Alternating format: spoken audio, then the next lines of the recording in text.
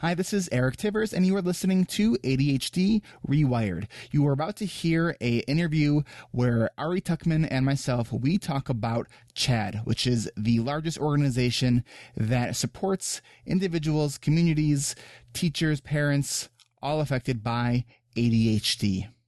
No intro music. This is pared down because this is an incredibly important conversation. This is a midweek bonus episode. If this happens to be your first time tuning into this podcast, this is not what the episodes are typically like. So just wanted to let you know that, and thanks for listening. Ari, thank you for sticking with me. I'm gonna release this as a kind of a mini episode, I think midweek. I want to talk to you a bit about CHADD. Mm-hmm. So there's a campaign out right now, and my listeners know that I've been talking about this, the 1 in 15 million campaign that is trying to raise money, not just to promote programs and awareness for CHADD, but actually to save CHADD. Yes. And you're on the board for CHADD. I am. So talk to us a little bit about what's going on with CHADD. Because I know that people have asked me, why are they in trouble? So what can you tell me about that? Sure. So, well, first I should say, although I am on the board of CHADD, I am now not speaking as an official member of the CHADD board. Okay. And therefore I'm not speaking for CHADD. I'm just speaking for me. So, okay.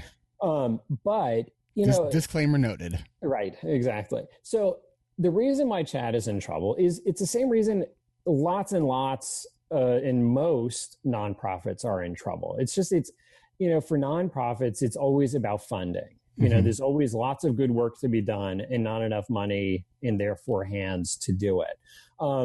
CHADD, most of the work it does is volunteers. I mean, CHADD has a small staff, but really what they have is an army of volunteers, all the chapter coordinators and everybody else who helps out at the 200 something chapters, all the board, all the committee members, like all unpaid volunteers. So that's good because it enables CHADD to do a lot of work mm-hmm. with not a whole lot of money. Mm-hmm. But regardless, it's a national organization and they've got like a $3 million annual budget. It costs about $3 million a year to do the things that CHADD does. Mm-hmm. So, what has happened over these last years is that, some of the funding sources for CHADD have changed. Mm-hmm. And like some of the pharmaceutical companies that now have generics are no longer paying for that marketing. So, CHADD used to get money from Shire and some other companies, and they're no longer getting that, right?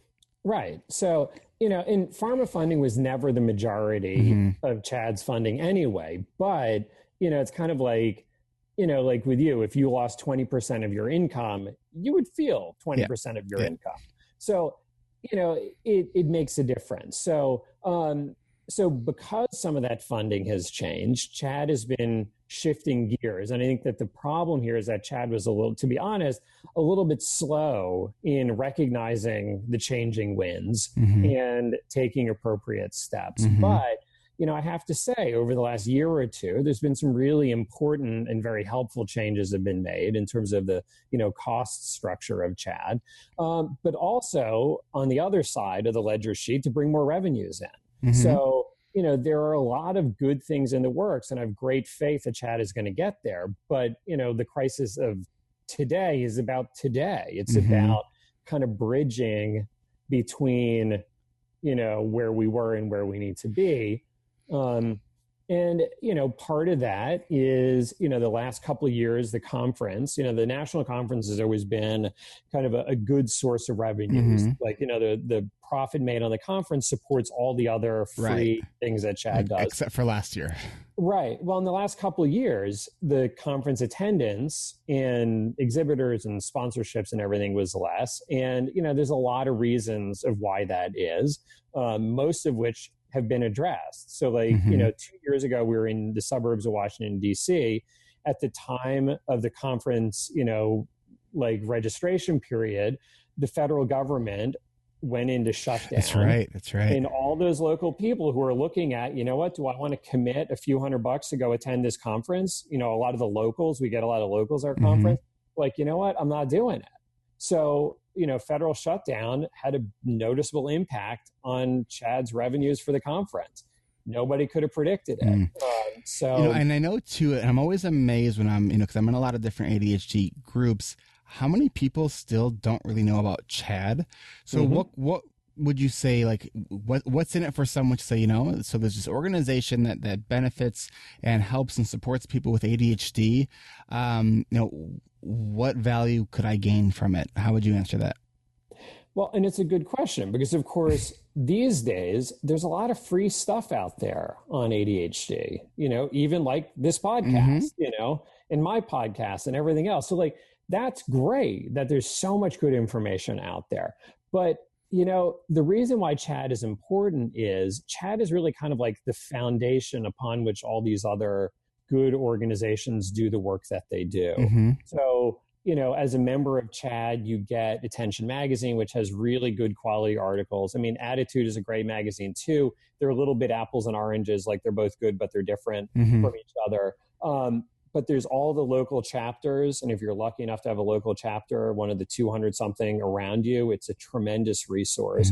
The conference is an incredible experience as well. And it's not simply, if you go, you'll learn a lot from it. And you'll really feel much better walking out. But it's also, when everybody else goes to the conference, it really contributes to that dissemination of knowledge. So, I've been at this a while now, and I think I know a lot about ADHD, but I always walk out knowing a whole bunch more. And knowing more shows up in the books I write, the articles, the podcast. I'm sure it's the same for you. I'm sure. I think I've shared this story both with you and on the podcast, but for listeners that haven't heard this, my first CHAD conference was, I think, 5 years ago. Russell Barkley was the keynote. I went in because at that point I had read a few books on ADHD, and I have ADHD, so that makes me an expert, right? That was humbling. I sat through Russell Barkley's keynote presentation, and it was, since we just talked about sex in that prior episode, I would say it was an intellectual orgasm. It was like the floodgates of information, and it was like, whoa. So it was a very humbling experience to learn how much science is actually out there, how much CHAD has contributed to really getting good information out there. I'm also involved in autism. That's the other half of my practice. And there's not an organization that I would compare to CHAD in the autism world. There's a lot of, because there's a lot of sort of fray science where CHAD really promotes good science. And then the value of that cannot be understated. Yeah. Well, and it's also, there's the advocacy side of things as well. Yes. So, CHAD just commissioned this big study where they looked at, 800 or something different, people commenting on the effectiveness of their kids' IEPs. Not shocking to anybody. The vast, vast majority of those IEPs were not effective. They were not appropriately followed. And it's like, and we all know this, we all know this, but you need a study with 800 people to find out how appallingly few of them are really being applied in the way that they should be. So there is work to be done here. And CHAD is the main entity out there going to policymakers, going and testifying before politicians on various issues related to ADHD. So if it weren't for CHAD, ADHD would not be an eligibility criteria for IEPs. We wouldn't. People with ADHD would not be able to get an IEP. CHAD did that. Right. And other things like when there was a shortage of different ADHD medications. CHAD was one of the organizations up there in DC talking to the Food and Drug Administration about it. So, it's very easy to say, well, that's all good, but I don't want to pay my membership. Somebody else will pay. But the problem is then nobody pays and we all suffer. So, so that's why CHAD is such an important organization. You're doing good work. I'm doing good work. But you know what? What we're doing is not what CHAD is doing. Right. CHAD does so much more than what you and I as individuals are doing. So, if you have ADHD, if you care about someone with ADHD, I really encourage you to check out that one of 15 million campaign, and to not just check it out and spread the word, but to open up your wallet and to share a few bucks. And if you got more than a few to share, that's even better, because, that's been one of the problems with this campaign. Like, to be completely honest and personal here, like, I made a big donation. And by the way, I donated 2 months before, but you know what? There've been an appallingly small number of people actually making donations. And I don't care if it's $10, but there are just not enough people who are paying for it. And we are all going to feel much worse for it if Chad doesn't exist anymore, or if it exists in a much scaled down version. Yeah. I got to tell you, Ari, when I saw what you donated, that definitely increased my donation. There was some social peer pressure there. You certainly have donated more than I have. But I'm just going to rationalize that you're making more money than I am. So, I donated what I could. I did $100, and so whether it's $100, whether it's $10, $1,000. On my last podcast episode, I actually, in a very serious way, asked someone to donate $100,000. Because if you don't ask, if you. We would be in no worse position if nothing changes if nobody responds to that $100,000 plea. But imagine the lives that one person could change. Oh, tremendous. So, so Chad is responding to this with some very different ways of, getting revenues in terms of creating products to sell and other things like that. So I have every faith that Chad will continue to be strong and has some great things in its future. But you know what? Right now, what Chad needs is a few bucks to bridge between what it used to be and what it will become. So, if you think that ADHD doesn't get enough attention and doesn't get enough credibility and legitimacy, like, if you think it sucks now, it will only be worse if Chad is less strong and able to do the good work that it does. You might have people like that quack of a doctor that wrote the book about ADHD not existing. Like, he might have more of a voice. It's true.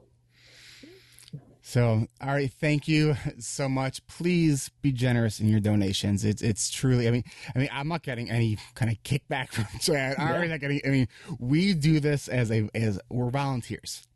This is a volunteer organization. I wish that they were strong enough where they would say, hey, would you talk about this? I'd be happy to do that.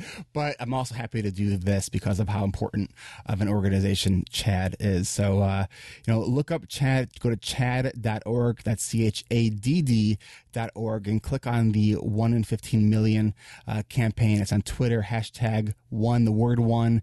And is in or of 15 million? I have actually right behind me of 15 million.